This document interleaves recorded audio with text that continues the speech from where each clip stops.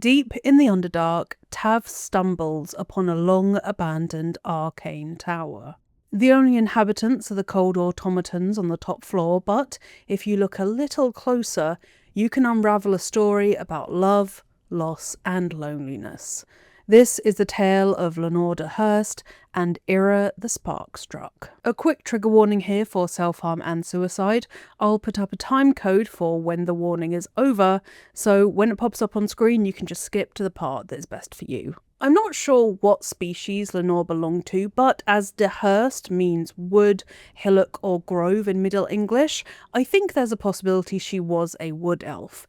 What I do know for sure, however, is that Lenore was a cleric of Mystra. Worshipping Mystra consisted of the use of magic, as well as spearheading new magical techniques and knowledge, and this is where Lenore's strengths lay. After making friends on the surface and serving Mystra however she could up there, Lenore's research took her to the Underdark. Even for those who were raised in the Underdark, like a certain deep gnome Lenore would eventually meet, the Underdark is a dangerous place.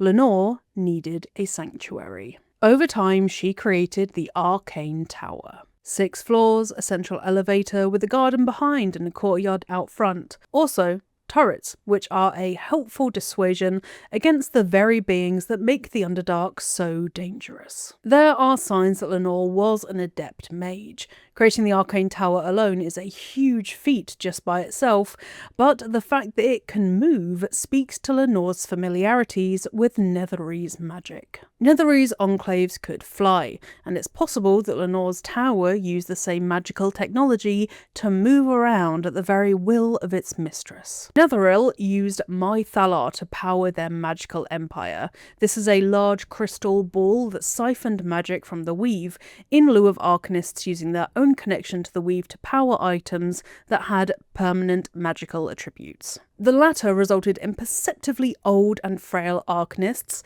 as they used their own connection to the weave to power these objects, which indirectly siphoned their life force. So, as you can imagine, Mythalar was immeasurably more efficient. Mythalar can also be broken up and used like a battery that regains its charge each day, more feasible for transportation than a single crystal orb. Over time, Lenore developed her Sousa-powered generator, and I think this generator was also adapted from Netherese Mythalar to power the tower's defences, movement, and utilities. With Sousa flowers in greater supply in the Underdark than what I assume was a limited access to Mythalar, it made more sense to use the former substance as fuel for her tower. It also helped that these Sousa flowers were the very topic of the research that had brought her down to the Underdark in the first place. Inside her tower, Lenore was dedicated to her work. Practical as ever, in her lift, the buttons to move between floors were on the floor, so she could move between floors even with full hands.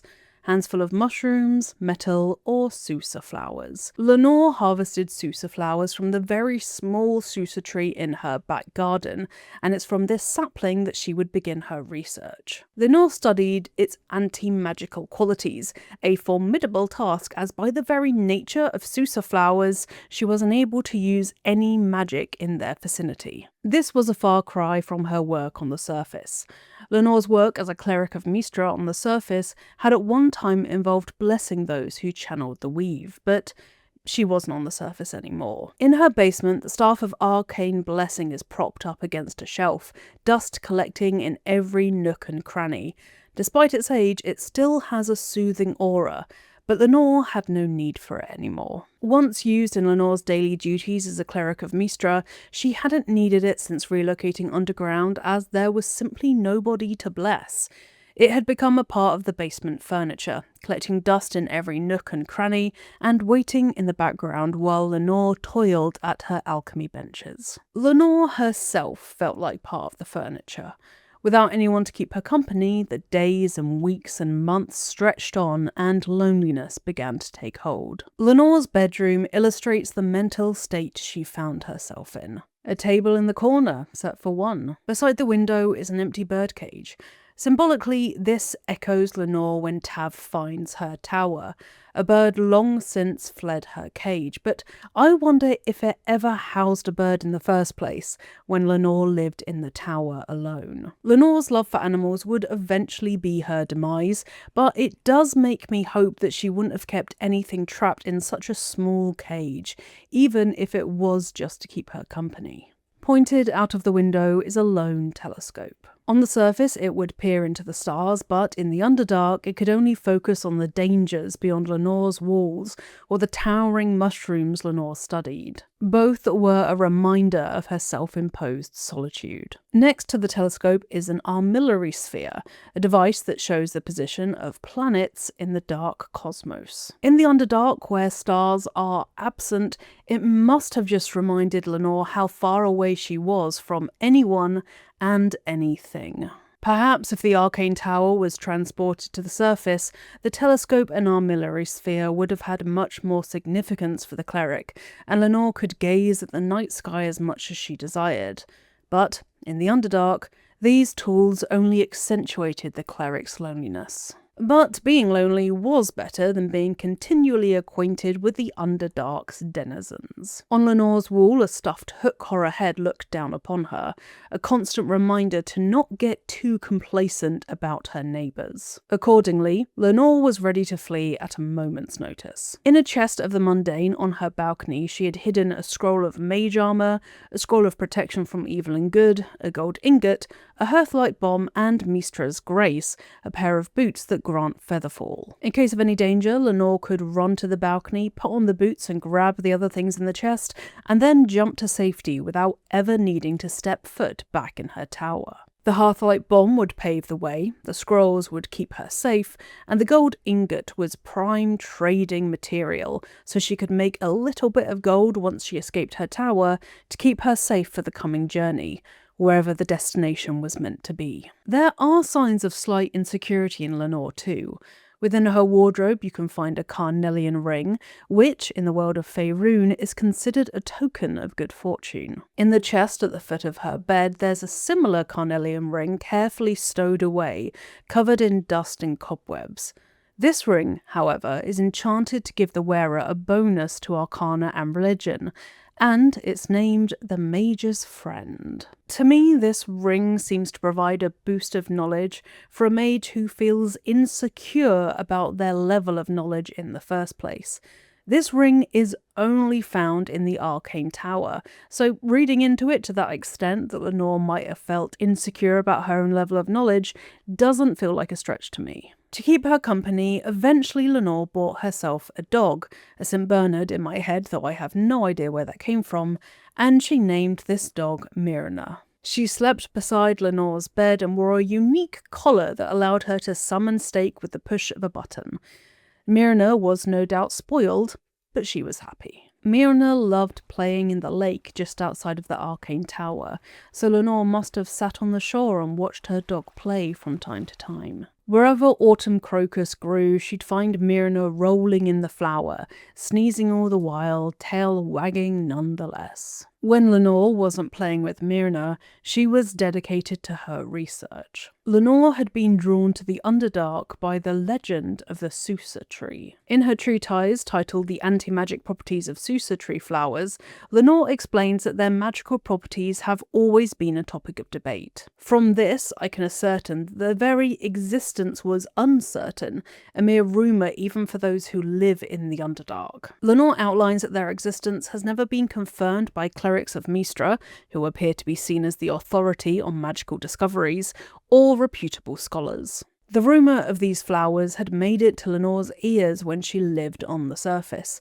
and so she had taken it upon herself to determine whether these things really existed and if they had any magical qualities that could be of use to her patron, Mystra. She succeeded. After what must have been a dangerous journey to even find the Susa tree in the first place, she spent a lengthy time studying the flowers themselves, and Lenore discovered that one could use the magical absorption properties of the Susa flowers as a power source. As proof of her theory, Lenore created anti-magic items and, in an ultimate victory, her Arcane Tower would eventually run off of Susa flowers. Well, kind of. Lenore sought out minds eager for innovation. In the process, she would find Yrre, who gets their own chapter as they were a huge part of Lenore's life, but also Dida Highcliffe from Moonhaven. Dida was an apprentice at the Moonhaven blacksmiths, and you can hear more about her in my Moonhaven video on the channel.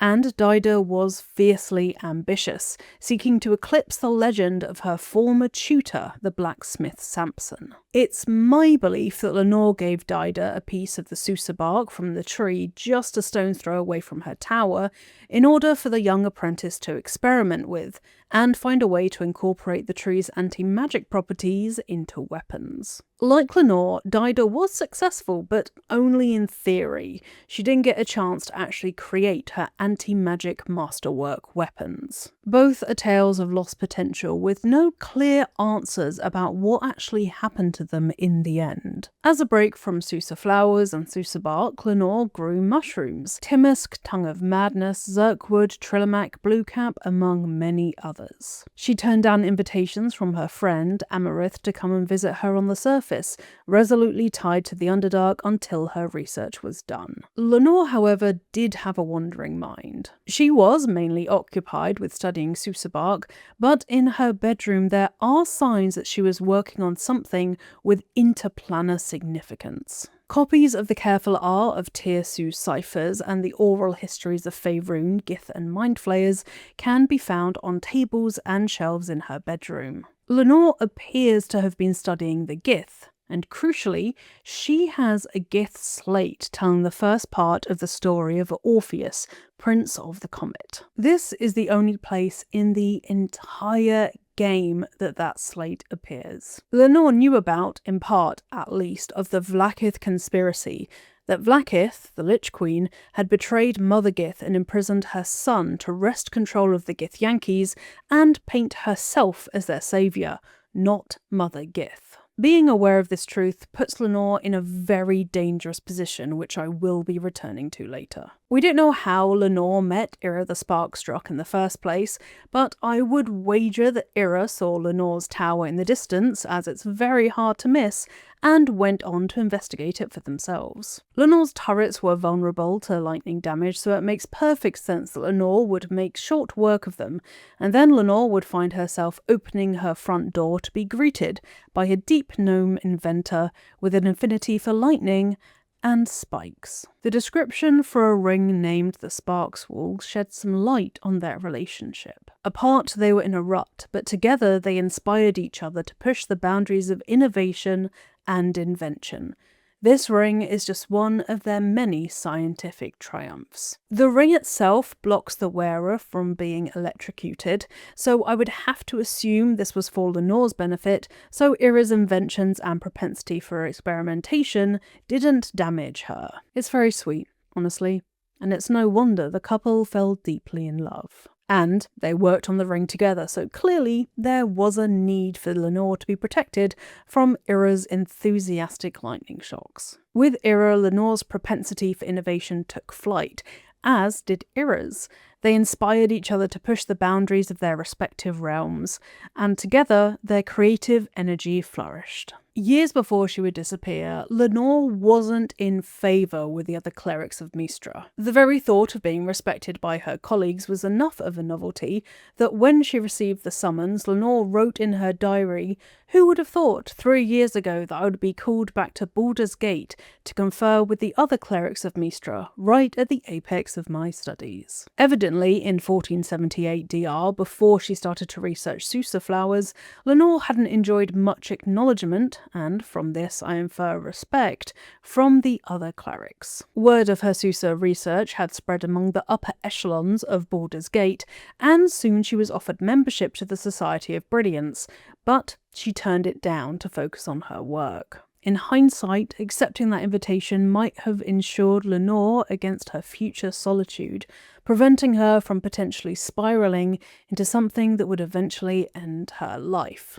But we're not quite at the theories about what happened to Lenore quite yet, so let me backtrack a bit. One thing is for sure, Lenore was growing herself a reputation. She even had correspondence with Lorroakan, famed wizard of Baldur's Gate and Sorcerous Sundries. The one remaining letter we have from Lenore is hidden behind an illusory wall in Sorcerous Sundries, betraying that Lenore had dropped some valuable information without quite realising it. Before she could join her fellow Mystrans in a ritual, someone had dropped right on top of her: Tarquin. Tarquin is a character from Larian's other very famous and very good game, Divinity Original Sin 2, and he has a sharp interest in proving his intellect in multiple realities. Lenore admits that his magic was unrecognisable, not even tangentially related to the weave. Tarquin didn't take kindly to this accidental encounter and created an anomaly in the fabric of reality to trap Lenore between the Forgotten Realms and who knows where. I think Lenore was briefly trapped in the world of Divinity. Let me tell you, I would be thrilled if Lenore made a cameo in the next Divinity game Larian are bringing out, so Larian, if you're watching this, just please? Yrre and Lenore grew very close.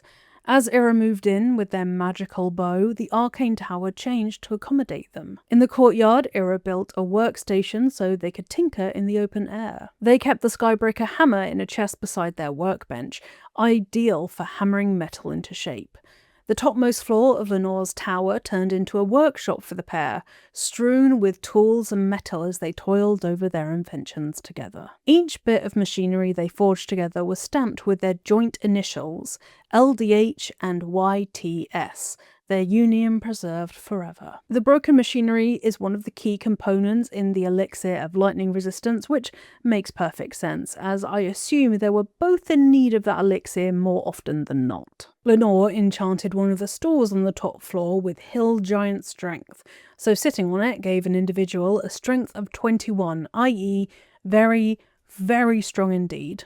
At least, I assume it was Lenore, as Yrre was more of the inventor kind, rather than the enchanting kind. I've had a think, and I believe that the stall had that enchantment, so that Lenore or Yrre, when they sat on it and were working, they could easily bend metal with their bare hands, instead of having to heat it in order to render it pliable. Either that, or it was a prank pulled on Yrre by Lenore. Yrre loved puns and spikes, so this fits their relationship honestly, and in my head at least is headcanon. Lenore and Yrre were together for at least a year. The Sparking Promise Ring, which is inaccessible in the final release of Baldur's Gate 3 but was in early access, describes that the ring was a gift to Yrre from Lenore to commemorate their anniversary. Clerics of Mystra could perform marriage ceremonies, so I like to think that the pair secretly married and this ring commemorated their union. Wearing the ring gave Yrre the ability to electrify the surfaces they walked on, and when they wore it they would feel the fizzing of Lenore's hands in their own. The ring's description reads, "Eventually the touch of Lenore's hand faded to a glinting memory, but the ring's tingling grip remained resolute." This tingling represents Yrre, because Yrre was fascinated by lightning. The first time they left the Underdark, an enormous storm was raging around them. As the lightning struck all around them and the air thrummed with electricity, Yrre's interest in lightning became an all-consuming obsession, and they went from being Yrre to Yrre the Sparkstruck. They spent the rest of their life striving to recreate the storm's power. It led them to invent almost a dozen lightning-imbued items. Jumping straight into creating armaments and equipment might sound rash, but being raised in the Underdark taught Yrre harsh lessons. The Protecti Sparks Wall shield explains that Yrre's predisposition to offense being the best defense, as they knew that power begets envy, and envy begets violence. Yrre was harnessing the power of lightning, and needed to be ready to fight. One of the first things they created was the Speedy Light Feet, a pair of boots that gave lightning charges when the wearer dashes. Even years after their creation, the boots' old, frayed edges zap and crackle with even the slightest movement. This is surely a testament to Yrre's skill that enough power remained for the boots to flare at the touch, at least a couple of decades after they were created. Yrre was as chaotic as the lightning they worshipped. "Sometimes I just want to feel that spark, feel the lightning course through me," they once said. And sure enough, Yrre doggedly chased stimulation. For example, One weapon description reads, "Is there anything as beautiful as lightning striking all around you?"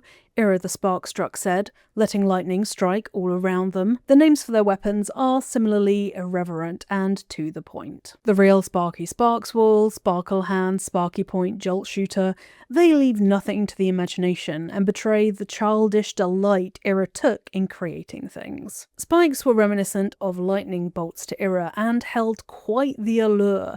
The Jolt Shooter bow and Sparky Point's tridents both have spikes aplenty. Yrre favoured the bow and was nonplussed at those bemused about why they would create a trident that was twice their size. Yrre compared lightning to magic, and magic to the fabric of life itself. In this, Lenore found someone with equal passion for the weave, regardless of the path they took to get there, and how many spikes it contained. The blast pendant cements Lenore's influence on Yrre. As it reads, though they had only worked together for a short time, it's hard to overstate the influence Lenore, the cleric of Mystra, had on Yrre the Sparkstruck, who often likened harnessing lightning to manipulating the weave. The days passed, and the pair ate together, worked together, and woke up together. Yrre had a tendency to make terrible puns, and despite herself, Lenore found herself laughing at them completely unprovoked, a sure sign that she was besotted with the deep gnome. The pair were indescribably happy. Between them, they created Bernard, guardian of the Enchanted Tower, but they wouldn't finish him together. I'm halfway through telling you the story of Lenore De Hurst, so if you're enjoying it so far, please do subscribe to my little channel and like the video. In a week or so, I'll be coming out with my Patreon, which will provide ad-free viewing to all of these videos, as well as loads of extra benefits. So if you're watching this video after the 18th of April, you can go to my community posts tab, where there will be more information about the tiers I'm gonna offer in my Patreon. Anyway, back we go to Lenore. Bernard came to be out of the cogs and metal that had LDH and YTS stamped upon them. He wields the Light of Creation, a halberd studded with small lodestones connected by a blue current of lightning, named, no doubt, to commemorate their joint creation. The halberd itself perfectly matches the filigree of Bernard's chassis, so it appears that Bernard was always intended for defensive purposes in part. There's also a small bit of green fabric wrapped around the halberd, which I like to think, as Lenore finished Bernard herself, is one of Yrre's bits of fabric that she wrapped around the halberd to remind herself of her past lover. Bernard was almost finished when something happened between Yrre and Lenore. Lenore wouldn't budge on an unknown topic, leaving the Underdark perhaps, or simply the toll of small disagreements piling up over the course of their relationship, which exploded into a giant fight. Yrre and Lenore argued. Lenore was stubborn. They broke up, and Yrre left the Arcane Tower. Lenore was alone once more. Without Yrre and kept company by Myrna alone, Lenore found herself in need of someone to talk to. Plays are scattered throughout her tower. Evil's Ascent, Road to Darkness, and ones whose names have been long lost to time. A common theme runs through them all: loneliness, desperation, and tragedy. An insight into the type of plays Lenore preferred to dwell upon, potentially hinting at latent depression, or at least a tendency towards dwelling on the melancholy. Lenore passed on her love for theatre to Bernard, who would speak mostly in the Shakespearean verse of iambic pentameter. Delivering a stanza of a specific play to Bernard triggers a programmed response, one that matches the sentiment of the brief performance quoted. Upon greeting Bernard, he replies, "That foul contemptuous heel." And to placate Bernard, the following passphrase must be spoken: "Or art thou, friend, a rescue from my lonely wake?" These are the opening stanzas from a play titled The Roads to Darkness, a copy of which is found in Lenore's bedroom. The play is about loneliness, power, and corruption. The play ends with its three elven protagonists gaining power and eventually, corrupted, mad and lonely, killing each other. Interestingly, it parallels the story of Dawn, Zargrim and Filro, who can be met in the Underdark, and Dawn has a worrying connection to Yrre and Lenore, which I will explore later. Its themes of loneliness and solitude must have made the roads to darkness feel uncannily applicable to the time of life that Lenore found herself in. In this play, the entrance of the character Sorroth is heralded by crashing lightning, which must have reminded Lenore of Yrre. I would wager that's partly why the Roads to Darkness made its way into Bernard's programming, that a couplet reminiscent of her lover must be recited to pacify the other dangerous guardian of the Enchanted Tower. Underneath this poised introduction to the guardian of the Enchanted Tower is a vulnerable heart. So, reciting from the threadbare book, "How can I trust? How will I ever know? How can I show myself my darkest me?" triggers Bernard to reply, You do not the deepest secret show. Reveal the truth. Give what you wish to see. He then gives a ring named Guiding Light, which opens access to Lenore's secret basement. The basement is the deepest location in the Arcane Tower, and home to Lenore's deepest secrets in the form of her fledgling research. It complements the stanza perfectly. Gale's response to this exchange is, "I love poetry as much as the next wizard, but using it to command an automaton seems a bit self-indulgent to me." And the direction for this performance of that line channels hypocrisy and a self-read, as it says, "annoyed he didn't think of it," which I find utterly hilarious. Lenore wrote poetry. A scrap of torn-out paper can be found in her bedroom, blotted with tears and Lenore's shaky writing. It reads, "The silence stretches on, I'm all alone. Please, can I hold your hands for just a while?" When she repeats this to Bernard, he takes her hands and pulls her into a hug. My love, don't be afraid, sweet girl. What can I do? Sorry, would you like a hug? Come here. For just a moment. Let it out. His arms are too tight and too low for a comfortable hug, as if he's meant to be embracing someone slightly shorter. Remember, you are loved, Lenore, so much. You're doing great. And everyone will be so proud of you. As I already am. Even if Lenore changes her mind and refuses the embrace, Bernard has this response. You're strong. You are stronger than you ever knew. Remember, I'm always here for you, and you will never walk this path alone.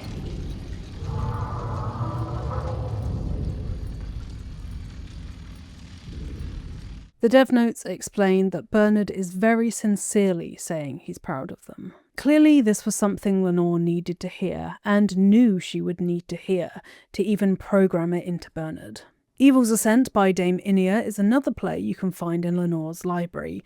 This edition is an academic one, with printed annotations and complete with notes. If you've ever studied literature, you're probably familiar with these types of play. They're often by Shakespeare and are academically annotated in that style, because they're meant to provide students with context and interpretations that they might otherwise miss. Lenore didn't read Evil's Ascent as much as Roads to Darkness, as it's noted that the book seems barely touched, apart from one stanza that is encircled twice.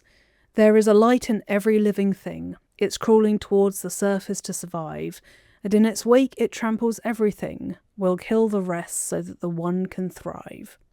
Reciting this phrase to Bernard turns him and his companion animated armours berserk, attacking anything in sight. Why would you program this into a guardian? Lenore may have planned to use this as a way to trigger her tower's defences, in a subtle way that invading Drow or Duragar would miss even if they did overhear it. Or, the darker interpretation, is that this was a way for Lenore to attempt to take her life, if the solitude became unbearable. I prefer the former, as the lines "will kill the rest so that the one can thrive" could refer to Lenore.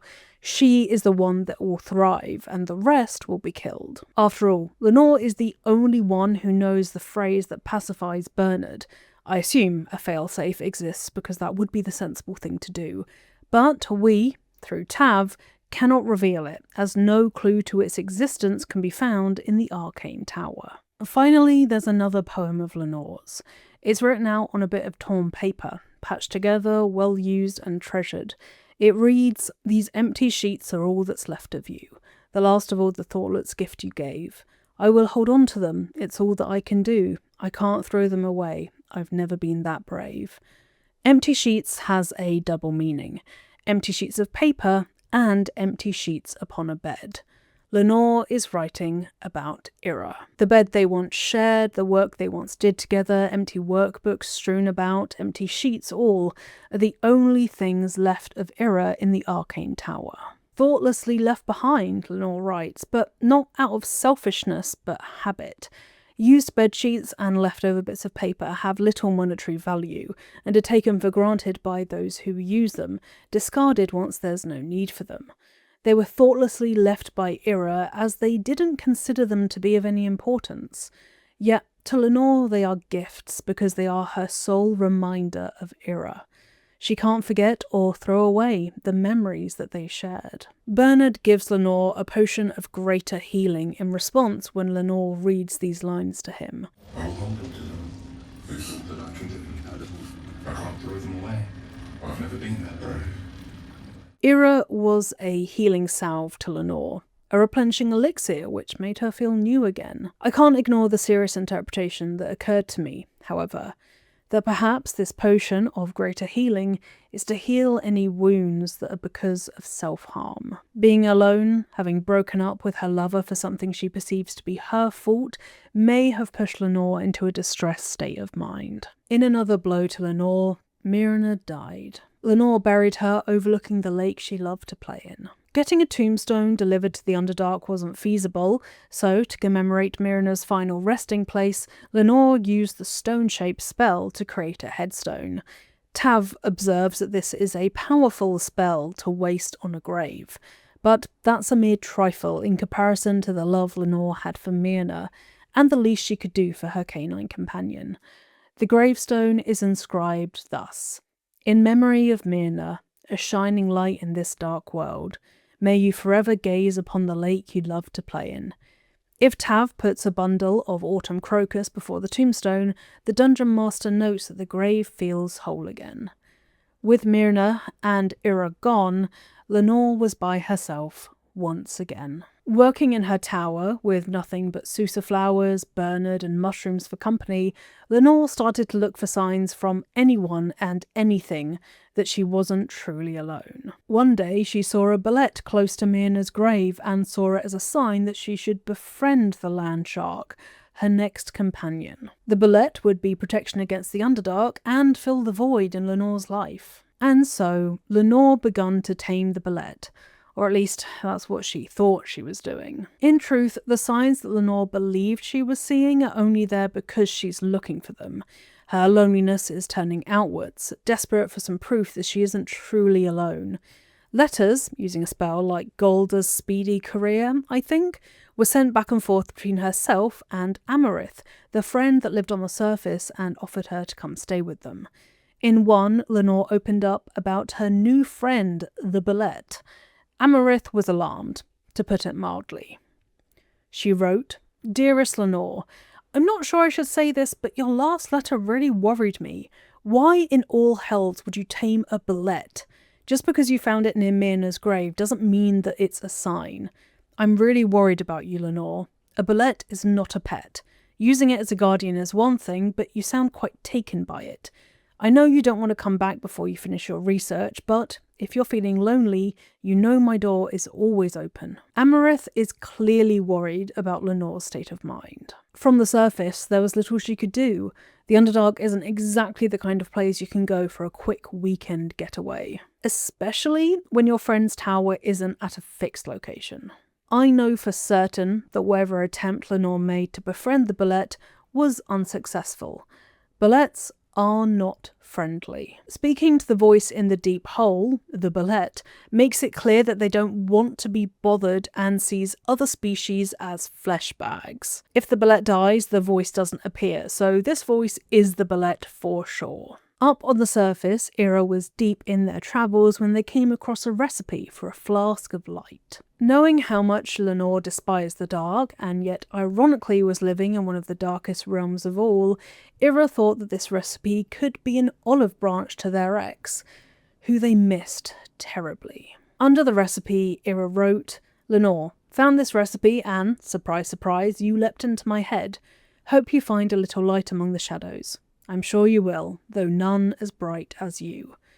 Receiving the recipe, Lenore was hit by a wave of sorrow that they ever broke up. Possibly, in the same delivery, Lenore received a summons from her fellow Mystran clerics to visit Baldur's Gate.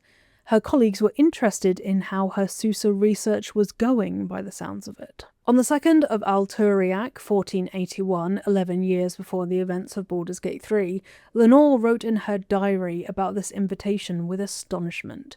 She wrote, "Who would have thought 3 years ago that I would start a diary? Not a research journal, but a real diary. I guess when every soul is more like to kill you than converse with you, talking to a book starts making sense.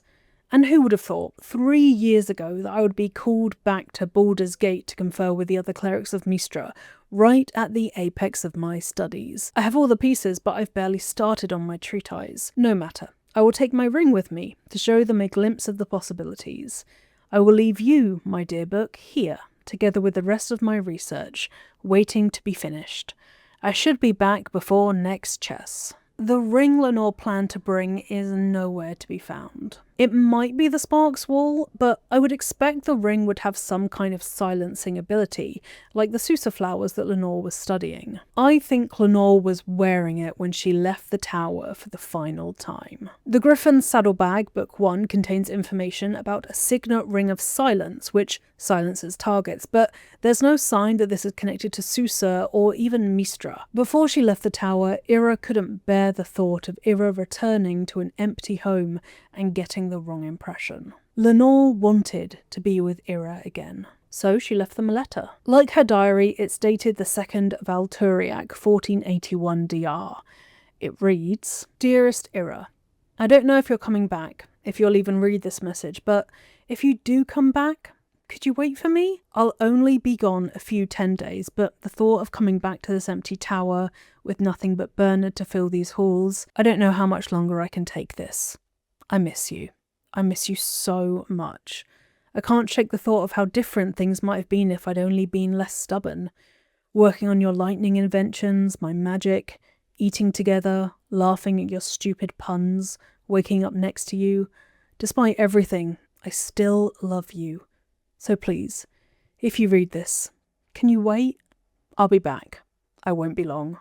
Forever yours, Lenore." Lenore left the letter on Yrre's workbench in the courtyard. And then Lenore left. Yrre soon returned to the Arcane Tower and came back just as Lenore had predicted and hoped for, because Lenore knew and loved them inside out. They brought with them the Spell Sparkler, a beautiful quarterstaff they had created just for the cleric. Whenever the wielder dealt damage with a spell or cantrip, they would gain lightning charges, a way for Lenore to feel Yrre's love for lightning in her very veins. But Lenore was nowhere to be found. The tower was inhabited only by dust and abandoned experiments. So Yrre waited. They waited 3 months, through Alturiac, Ches, and Tarsak. No sign of Lenore. Yrre, afraid that Lenore would turn up and think they hadn't visited, wrote a note at the end of Lenore's letter to them. It read, "I waited.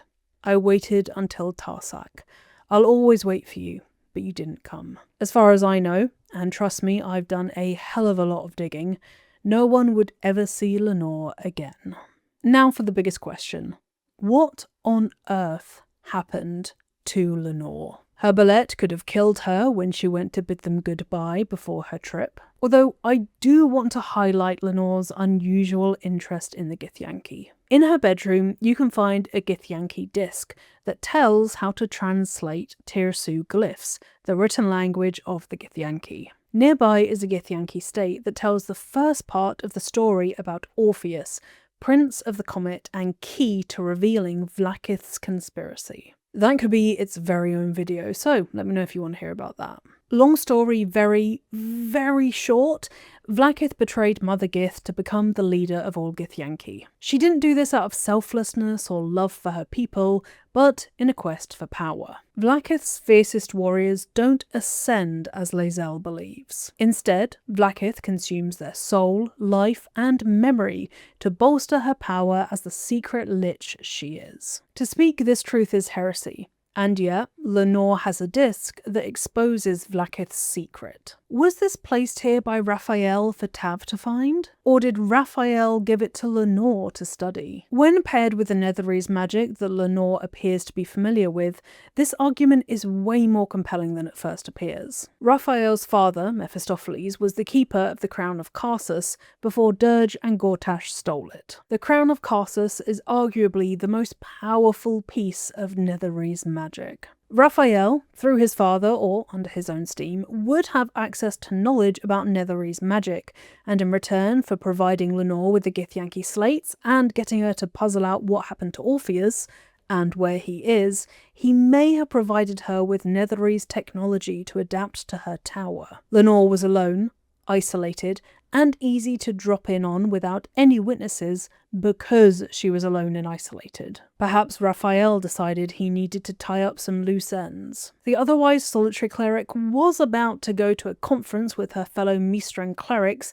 and might have spilled about her Gith research. Or it's just a coincidence and it provides a neat excuse for Tav finding out about Orpheus, with the ever-useful reasoning of a wizard did it.